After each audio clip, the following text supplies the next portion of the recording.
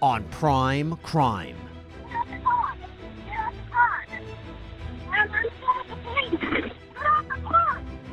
A young woman takes matters into her own hands. She basically tries to invoke what we would call a citizen's arrest. But when things take a deadly turn, I didn't have my finger on the trigger. Man, she reached in the window and everything. Confrontational. They shot that man. He had to shoot that man like that. is she to blame? Whether she was guilty, not guilty, or whatever. The end result was tragic for both sides.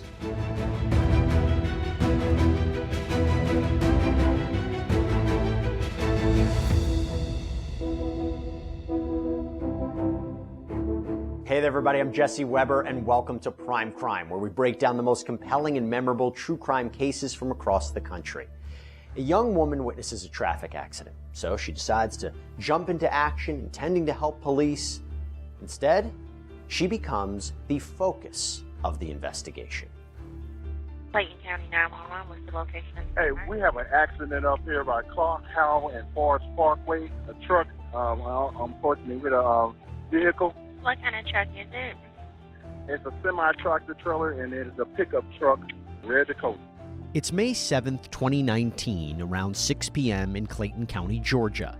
A Dodge Dakota pickup truck runs a red light and hits the trailer of a semi-truck, disabling it and badly damaging the pickup. Georgia Department of Corrections officer Terry Robinson witnesses the crash and calls 911. Okay, does it appear that anyone's hurt or injured? Sir, do you need assistance? Do you need an ambulance? Sir. Yes, sir. It's so steady. You need an ambulance assistance? He's not saying anything. Sir, you okay? The pickup driver would soon be identified as 62-year-old Kenneth Herring. Kenneth Herring was reported as being disoriented. He was asking questions: who hit me? What's happening? He was walking around his vehicle, which was heavily damaged. At first glance, it might seem like Kenneth Herring is intoxicated, but the caller works in a medical prison, and his training tells him something else. His call does not make it seem that Mr. Herring is under the influence of alcohol or drugs. It actually makes it seem that he's having some kind of a medical event. While Robinson waits for police to arrive, unbeknownst to him, another eyewitness has also pulled over. 21-year-old Hannah Payne. There was just an accident. I'm sure they've already called, but I just witnessed it, and I just wanted to make sure that I called the police as well in case they didn't. We appreciate you calling this in. We'll get someone out there and try to assist them. What would we do without people that help? Hannah Payne stopped to offer assistance or to offer an explanation of how the accident happened. She assumed that this was a person high on drugs or, inebriated under alcohol. But as Robinson continues to observe the man, he's increasingly convinced Kenneth Herring may be having a medical episode and needs help.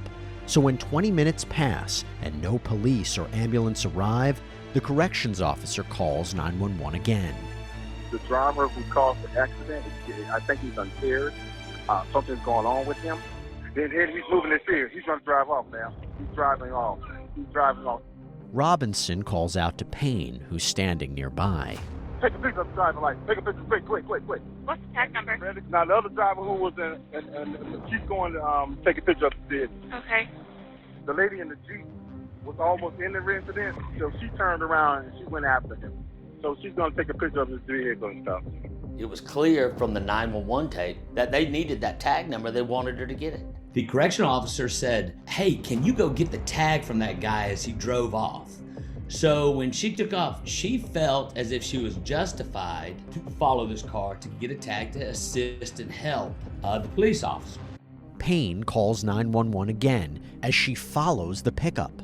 Okay, can you get his tag number? Hold on, he's driving away. It's a red Dodge Dakota. Give me 1 second, hold on. And I'm catching up to him right now. Okay, ma'am, we actually do not want you to chase him. We just want you to be safe. And it's I understand. not to chase him. I understand 100%. I'm just going to get the tag number. They initially tell her not to pursue and not to follow Kenneth Herring. She continues. She believes that he is not safe to drive. He is drunk. I'm sorry, but I'm here to tell you I'm not going to follow him. because he is going to cause another accident. Payne cuts off the pickup with her Jeep, forcing the driver to stop. I believe anybody can understand obtaining the tag number from the vehicle. I believe it was this next step of blocking his vehicle, getting out of the car and making contact with him. That is the part that was kind of unreasonable. 911 dispatch tells her a few more times to not pursue, not follow, just to be safe. She continues. She ignores 911 dispatch. Okay. So if you can go back to that location where the incident happened, and because someone is actually on the way to you guys now. So I will stay behind him until an officer can get to us, but until then, I'm not moving. She gets out of the car while she is still on the phone with 911. And when she makes contact with Kenneth Herring at his vehicle, you can hear her screaming and yelling at him to get out of the car multiple times. Get out the car! Get out the car! I'm calling the police! You're kidding me! Ma'am. She has no badge, no identifying information that would identify her as any member of law enforcement that should be approaching his vehicle. And yeah, he's verbally combative, you know, with her. Who are you? Why are you here? Like, you don't get to tell me to do anything.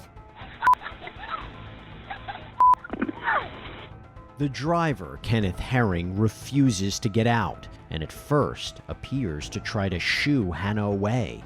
There's definitely some interaction that took place, but no one heard Kenneth Herring over the screaming and shouting of Hannah Payne. He revs up his car. He was trying to pull her in the car and was driving, dragging her. She told him, hey, I got a gun right here, I'll use it. I believe that they were fighting over the gun. His aggression, trying to tell her that you're not gonna stop me, you're not the police. Get out of my way. And he grabbed the gun. She didn't want to shoot him. And as he was wrestling for the gun went off and he shot himself. She never pulled the trigger with intent to shoot him. They were fighting over the gun. His hands were on top of the gun, twisting it back towards her, and the gun went off. She immediately picked up the phone and said, oh my God, he just shot himself with my pistol. Ma'am! Yes. Ma'am! He just pulled the trigger of my gun in my hand while he was... Ma'am, you were not supposed to follow him.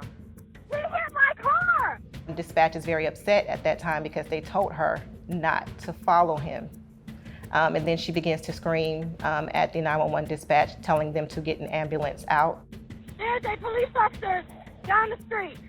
Tell them to come up here now. He pulled the trigger on my gun after he attacked me. Tell the police officer to turn around from the 285 exit and come up here immediately.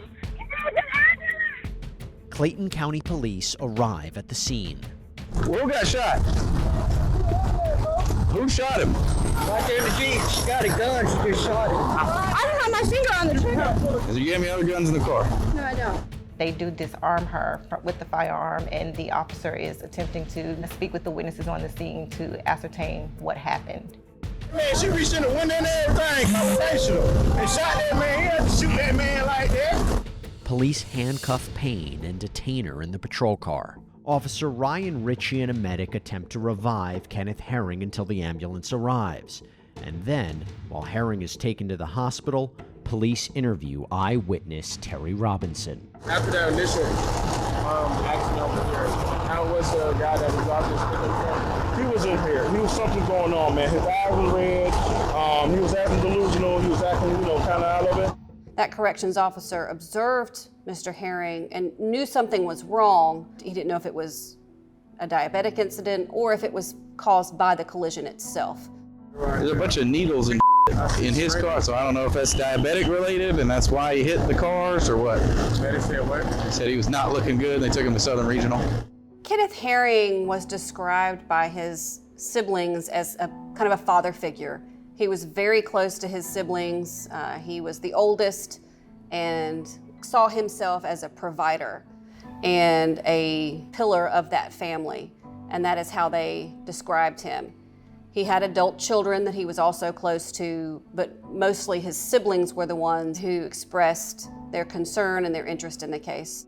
Handcuffed and in the patrol car, Hannah Payne is taken to the police station. I'm waiting on my partner, Detective Moore. She's going to be right up here, and we're going to sit down and have a talk with you. Police have a lot of questions for Hannah Payne to determine who's at fault for what happened. So when he was pulling at me, and that's when my finger, I put it on the trigger, and he's pulling and pulling.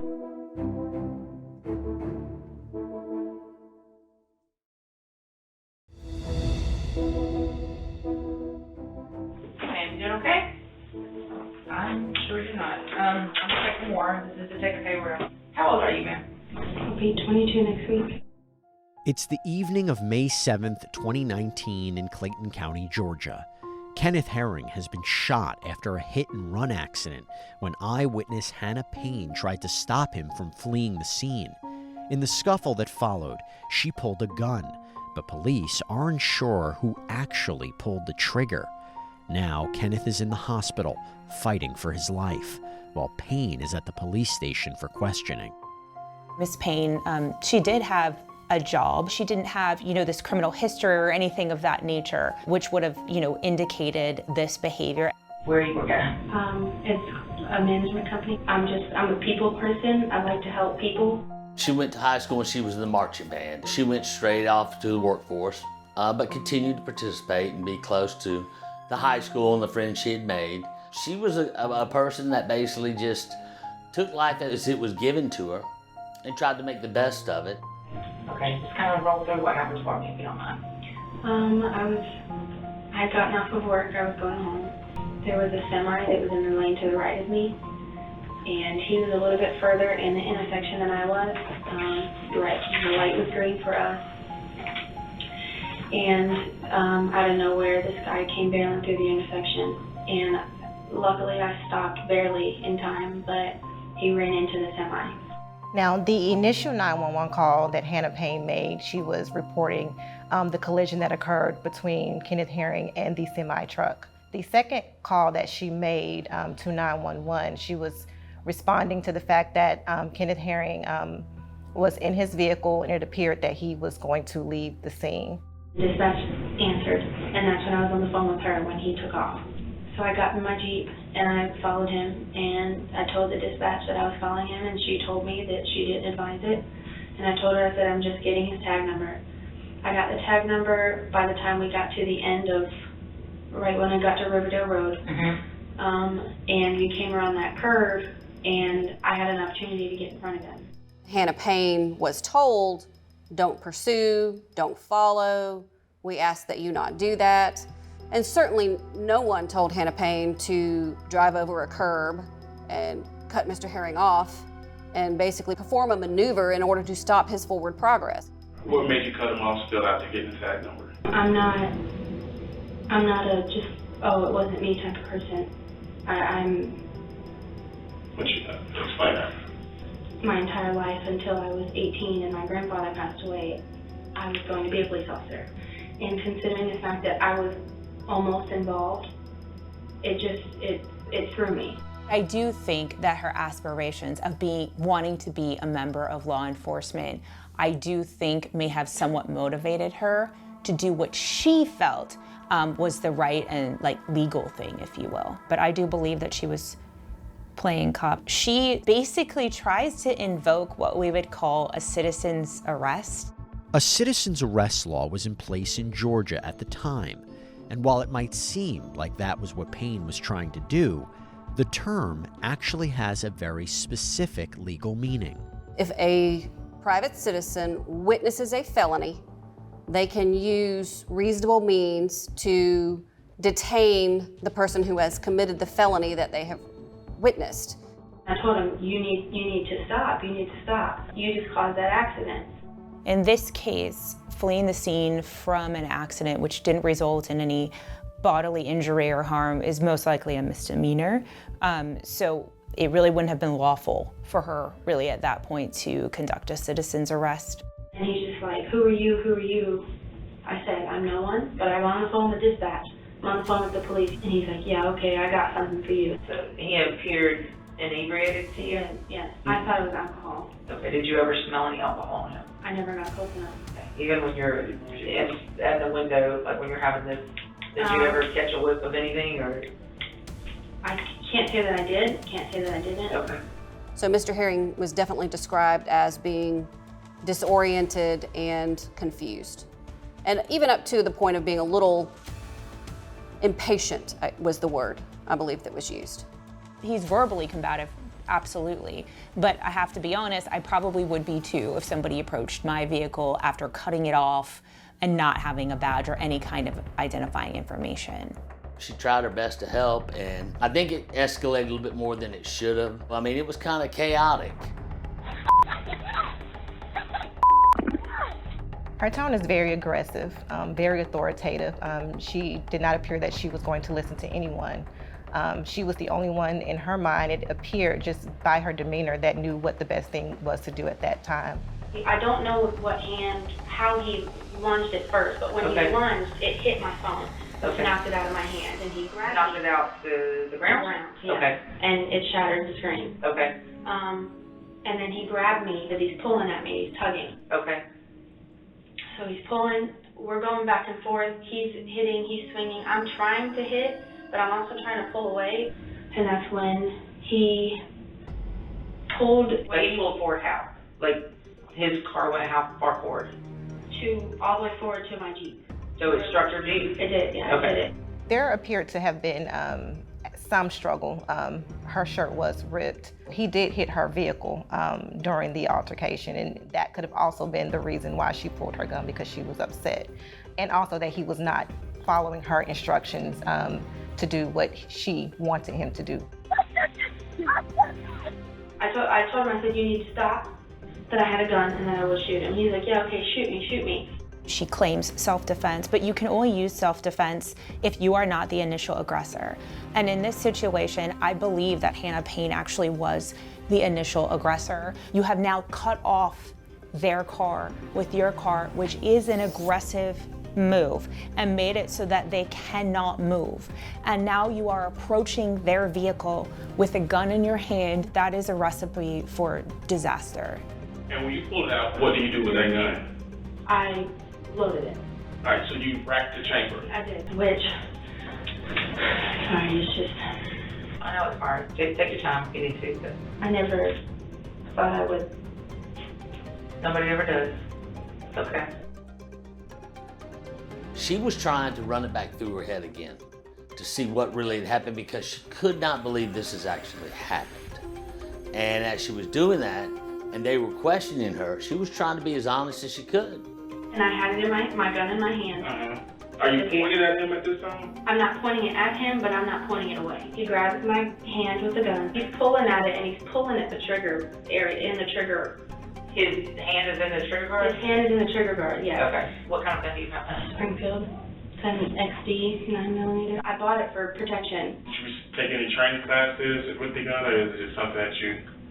It wasn't. I didn't take any scheduled trainings. Professional, yeah. Okay. I mean, I've been to the range. I grew up shooting guns. I grew up around police officers, actually. There was evidence in her vehicle that she had recently been at a target practice. She had the targets in the vehicle, information about taking classes for firearms. What happened next? So when he was pulling at me, and that's when my finger, I put it on the trigger. But when detectives ask Payne more specifically how her finger was placed on the trigger, her story seems to change. Don't have my fingers on the trigger. I have it resting on the side of the trigger. That's when he's turning it, like he keeps turning, and it gets to almost like where my hand is on top of it.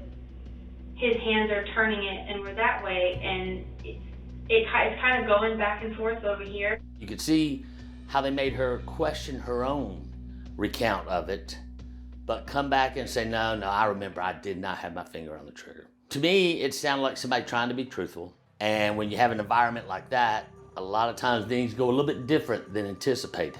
And I'm yelling at him, telling him, I said, just let go, let go. And he's yelling, no, just shoot me. You said you were going to, just shoot me. And I'm like, just let go. That's when his hand and my fingers were In the trigger guard. They were at the trigger guard. And he had a hold of the trigger, and the trigger was pulled. That's when it went off. When the gun went off. How many shots were fired? Just one. Just the one. You know, you could say, well, but for her not bringing the gun, he would be alive. But for him not grabbing her and the gun, he could be alive. I don't think there's really a proximate cause in this. I think it was just a combination. I don't believe that Hannah Payne woke up that day and said, I would like to kill someone. But the problem is when we are repeatedly told not to do something and we decide that we are better than that and know more than that, then it is our responsibility when something bad happens as a result of that. Unbeknownst to Payne, while she's been talking with police, Kenneth Herring has died from the gunshot wound to his abdomen. She did not know he had passed away. She did not know that. They never told him. She asked, was he able to get away with the ambulance? And they said, yes, he made it to the hospital. That's all she ever heard. So she didn't know. And in a blow to Payne's defense, Kenneth Herring's blood toxicology report shows no drugs or alcohol in his system. Hannah Payne is arrested in what is now a homicide case. Hannah Payne was being charged with murder. But while prosecutors may think Hannah Payne is guilty, will a jury? As you're about to see, this is no straightforward case. It's not sort of this slam dunk, open shut kind of case. She's young and is just wanting to do the right thing, and that if she presented that way, perhaps it would sway the jury pool.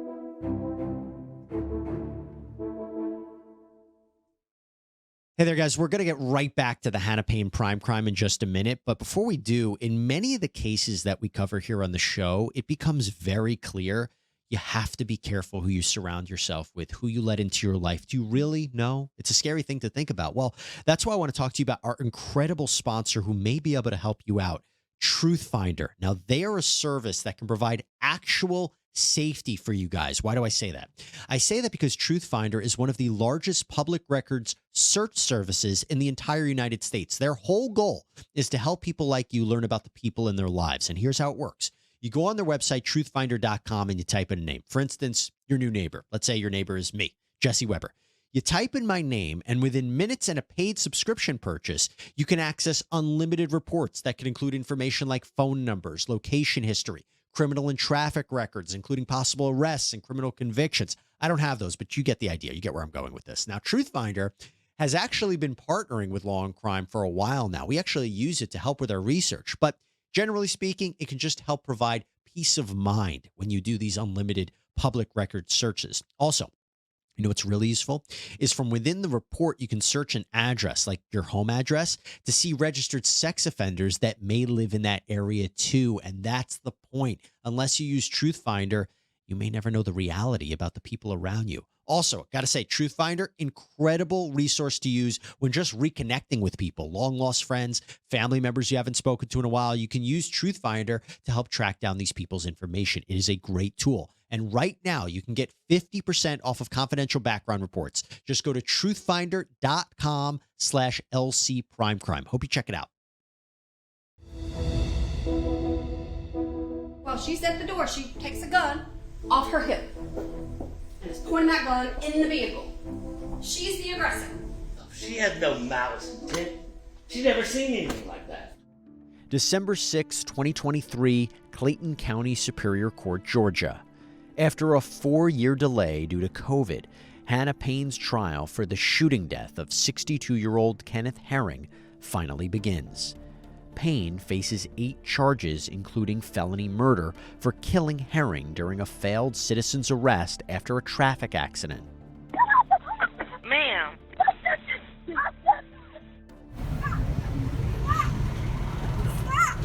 Ma'am! Yes. Ma'am! He just pulled the trigger of my gun in my hand!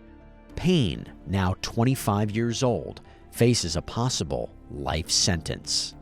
defendant Hannah Renee Payne had the audacity to chase, corner, detain, assault, shoot, and kill an unarmed 62-year-old Kenneth Herring who was sitting in his own car.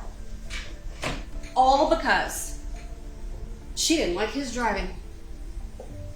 And she didn't like how he acted. And after she shoots him, she picks up the phone with the 911 operator going, "He pulled the trigger on my gun and shot himself." That's the level of audacity you're gonna hear.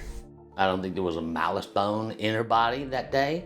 I think there was a scared person who got herself in a situation that she was just trying to get loose. We got a situation, it's a tragic situation, because one man has lost his life and the other person has lost their chance to ever really live a normal life. She's never seen anything like that. 21 years old. There's only one conclusion we can go to, and that's that she was following. As naive as it may be, and some may even say as dumb as it may be, her intentions were good as she followed the direction of authority. This is a young girl doing what she was told to do, and I believe once the evidence is done, you'll be able to let her know she's not guilty. To use her age as the reason that she would have done something like this, to say that she thought she was doing the right thing, in my opinion, that's useless in this situation because you clearly have 911 saying 4 times not to do it. The prosecution is up first, and while they have the burden to prove Hannah Payne is guilty, they have the advantage of a powerful roster of eyewitnesses. Now, when the defendant jumped out of the Jeep and headed toward the Dodge Dakota, what, if anything, did you hear her say? I heard her say, "Get the F out the car." She just kept cussing at him, "Get the F out the car." I think some of the strongest evidence was we had witnesses from almost every angle. So there was almost no way for Hannah Payne to claim, well, something happened that the witnesses didn't see. In this moment, it was a merging lane, and then she stopped the patient and went around him, so he braked suddenly. But if she got mad, hopped out her car, and then she pulled out her gun and started screaming at him. He was like, "What the heck?" And she started hitting him. Kenneth Herring was described by multiple eyewitnesses as being just as shocked and confused at the second collision as he was at the first. Okay, she said she pulled out a gun. Yes. Did she get the gun? We heard a gunshot. Did she shot him? She shot him. It's very rare to have one eyewitness, much less 5 or 6, who are that close and can see what a victim goes through when they are confronted with an armed stranger. What did you observe happening that drew your attention? I just seen her outside hitting on his window or his car door, and that's what made me just pull out my phone. Where is Ms. Payne standing when you see her? She was actually standing at the guy's driver door. What did you see her doing at that driver's door? Yelling, hitting on the window, hitting on the door. As I was recording, I heard a gunshot. He's seated in his own vehicle. He is clearly unarmed. So she's drawing a firearm on an unarmed man who's sitting in his car. And most of the witnesses described that he's not fighting back. That's what shocked me and made me stay there, because he wasn't fighting back. And they did not see any of the things that Hannah Payne would later describe in her interview as far as Mr. Herring hitting her, pulling at her, etc. I kept saying to myself, I hope she don't shoot him. And when I heard the gunshot, he looked at me, and I looked at him, he just looked shocked. He just looked shocked. I think we also had witnesses that connected with the jury because they actually watched this man get beaten and they watched him get shot. And they described the look on his face, on Kenneth Herring's face. And I think that was just powerful witnesses. The defense fights back, raising doubts about the accuracy of the witnesses' memories 4 years after the shooting. While she's in the window, Yes. you can't see anything beyond the window, correct? Yes. Okay. You can't see any hands, you can't see what's going on because from From your testimony, she's in the window. Yes. Okay. So, how could you see her hitting him? Or how could you see him being held at gunpoint if she's in the window?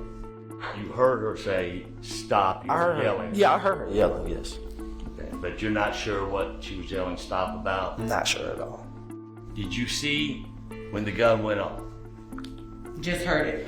Okay, so it's fair to say you didn't see where the gun was when the shot went off? Correct. Stories really didn't match up. I mean, each witness gave a totally different account. That's what bothered me the most. While the prosecution and defense try to make sense of what really happened for the jury, a surprise witness takes the stand.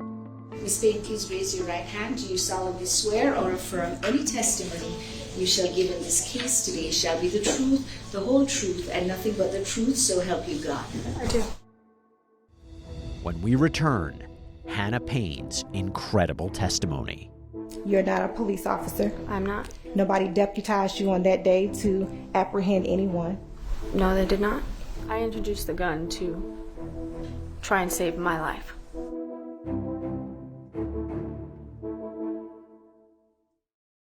Hey, everybody, we're going to get you right back to Prime Crime in just a minute, but this Hannah Payne case is really, really sad. It makes you think about how the world is sometimes not an easy place, not a safe place. One of the scariest things can be is if you get injured. It is incredibly traumatic and confusing, but that is why I want to take a minute to call out our great partner and sponsor, Morgan & Morgan. This is a firm that you would want in your corner because they are specialists in this area. Morgan & Morgan is America's largest injury law firm, and for a reason. They win a lot.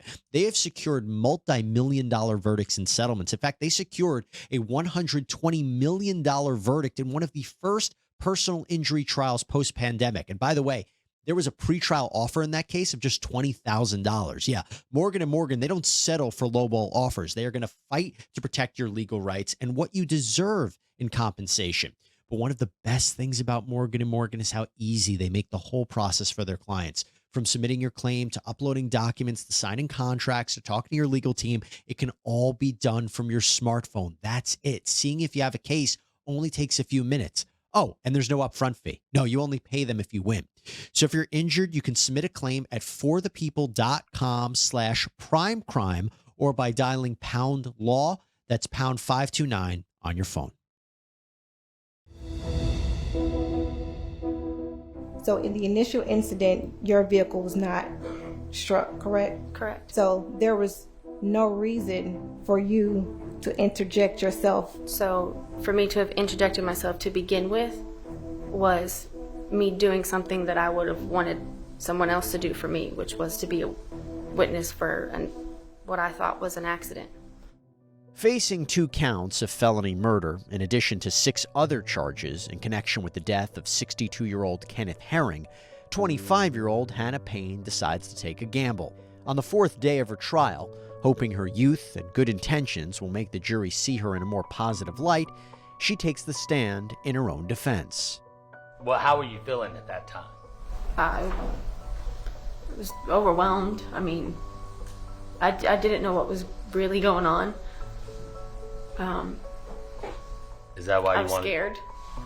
So I think the defense attorney felt confident in that Ms. Payne is an individual who really, doesn't have this violent track record, is a upstanding member of society. She's young and is just wanting to do the right thing, and that if she presented that way, perhaps it would sway the jury pool a bit.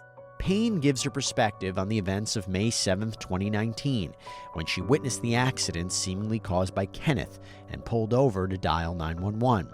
She claims she was under the impression that Terry Robinson, the state corrections officer who was with her at the scene, was actually a state police officer.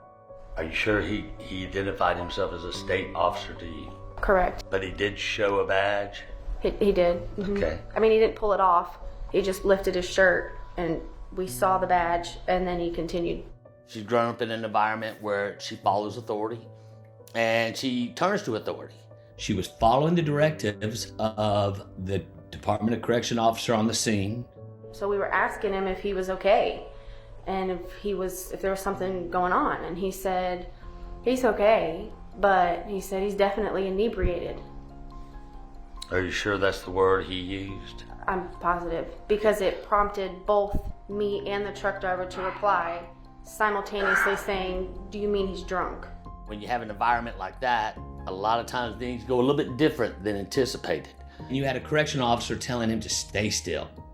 He took off because something was going on and he didn't want to stay there. So she pursued to assist at first to get the tag. So at that time, you were under the impression that he's a state officer sending you to get the tag, and 911 knows that you're on the way to get the tag. Correct.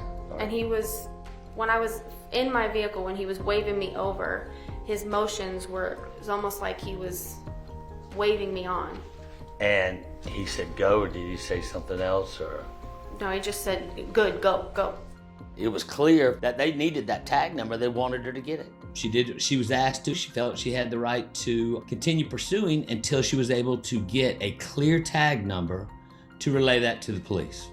Payne also attempts to refute some of the witness statements from earlier in the trial when she describes the scuffle she and Kenneth Herring got into when she was at the window of his pickup. She makes it sound like she was acting in self-defense when she fired her gun, rather than as the aggressor. He was pulling my wrist and he pulled me in the vehicle and he kept yelling at me, telling me, "I have something for you." And he used, I have something for you. And he's leaning and he's reaching and he's pulling. And at this point, I remember that I'm sorry. Take your time. We were watching the jury and hearing the facts and let them hear her. I think they would come to the conclusion that, just like I did, it was an accident. This was not intended. Nobody woke up that morning and said, "I'm gonna go out there and shoot somebody." She, being young and naive, and some say stupid, that still doesn't make you a murderer. I remember that he had let go of my wrist and he grabbed me by the back of my neck. And it was as if he was trying to kind of keep a hold of me. I'm telling him to let me go. And that's when he hits the gas and we go forward. When you are being held against your will and you have no idea what's ahead of you, and you're looking down, it felt like it lasted forever. It was like I saw my life flash before my eyes, and I thought I was going to go down Riverdale Road, hanging out the side of this car. She didn't want to be dragged, and she felt threatened when she was grabbed. You saw her shirt. It was completely ripped down the front. Was it torn when you were wearing it that day? No. When Mr. Herring grabbed you, did he tear it? Yes. I do think that that's what she was trying to use, and that her attorney was trying to use, was the idea that she felt threatened by his behavior. And as the result of this struggle, that's when the gun kind of went off. As he's turning it towards, like that way, I'm being pulled and pulled, and I can feel myself like pressing up against the car, like my face is up against the door. And as he's pulling it is when the gun went off. However, that is not the end of Hannah Payne's time on the stand. Prosecutor Nigel Hunter begins her cross-examination.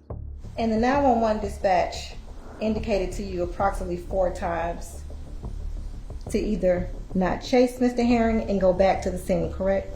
Incorrect. I only heard it one time, and she told me not to chase, to be safe. We were able to see the inconsistencies in her testimony in comparison to the interview that she gave to the detectives during the investigation. And they were very clear inconsistencies. And do you recall that you told them that you came around that curve and you had an opportunity to get in front of him? If that's what I said, then I don't remember. Like I said, exactly. It was 4.5 years ago. There was hours worth of interview. So it's your testimony today that you did not cause him to stop his vehicle? Correct. We were able to show footage and photos of her actually cutting Mr. Herring's vehicle off, so that was clear. Now, is your testimony today that you've never had your finger on the trigger? It is. And you also stated that you never had any intention of pulling the trigger. Correct. So when you told Mr. Herring that you would shoot him, you were just bluffing? No, I wasn't bluffing. I was, as I explained, thinking it was a deterrent, like I would be able to get away. And you said you had training with this firearm? Yes. You didn't learn that you don't pull a gun unless you're going to use it? I learned that you don't put your finger on the trigger unless you're going to use it. And it was your testimony today in that interview that your finger was on the trigger, correct? My finger was in the trigger, on the trigger guard, not in the trigger. Our perception of Hannah Payne was she was a little evasive, maybe kind of making statements that were not consistent with the physical evidence. Hannah Payne believed that she was right and everybody else was wrong. Having gone through that situation and here we are in court, is there anything you've learned? That not everybody is going to have a reaction that you think they're going to have. And that clearly trying to do the right thing is not the right answer. Hannah Payne, because she thought she was in the right and thought she was the rightest one at the time, she wanted to get on the stand and tell her story because in her mind, she did nothing wrong. On December 12th, 2023, the jury deliberates for just an hour and a half before reaching a unanimous verdict. Mr. Foreperson, if you would go ahead and read the verdict. With regard to count 1, as to the offense of malice murder, we, the jury, find the defendant guilty. With regard to count 2, as to the offense of felony murder, we, the jury, find the defendant guilty. Hannah Payne, guilty on all 8 counts. I think the verdict was the right verdict. I think the jury got it right. I think they listened throughout the entire trial, and that we presented a case, and the verdict that we received was the right verdict in this case. It's totally unfortunate that it did end up the way it did. So it's a tragedy, and I wanted it to be taken as that, not as some kind of vigilante or somebody just driving around looking to shoot somebody, because that's not what it was. And the end result was tragic for both sides. Hannah's sentencing comes 3 days later. In an emotional appeal, Kenneth Herring's siblings request the maximum penalty. As I watched her leaving out,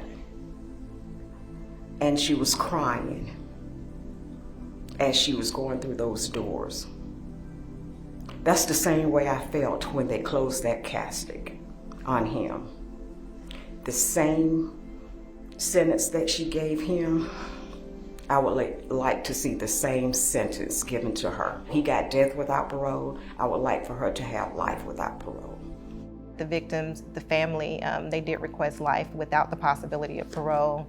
The judge did sentence Hannah to life with the possibility of parole, plus it was 13 years. The court's total sentence is life with the possibility of parole, plus 8 years consecutive on the false imprisonment and 5 years consecutive on the possession of firearm during the commission of a felony.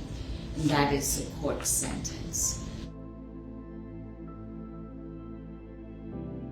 The reason I believe she got the sentence she got is because it doesn't have the same premeditation level that some other cases have. Yes, she was told no, but she was told no in the moment. She didn't wake up that day and decide to kill Mr. Herring. In the end, 25-year-old Hannah Payne must serve at least 43 years behind bars before she would be eligible for parole at age 78. No more Christmas, no more birthdays, no more family gatherings. We don't have that now. There were 6 of us. Now there's the 5 of us. that are left. His grandchildren won't know him. He has 2 adult children that they don't have a father anymore. There's one word that comes to my mind when I think about this case. Senseless. This did not need to happen. Whether you chalk it up to audacity or a misguided attempt to do good, whatever you want to call it, a brother, father, and grandfather is dead, and a young woman's life is ruined. A split-second decision to take out a gun turned this minor traffic accident into a tragedy. That's all we have for you here on this episode of Prime Crime, everybody. Thank you so much for joining us. I'm Jesse Weber, and until next time, stay safe.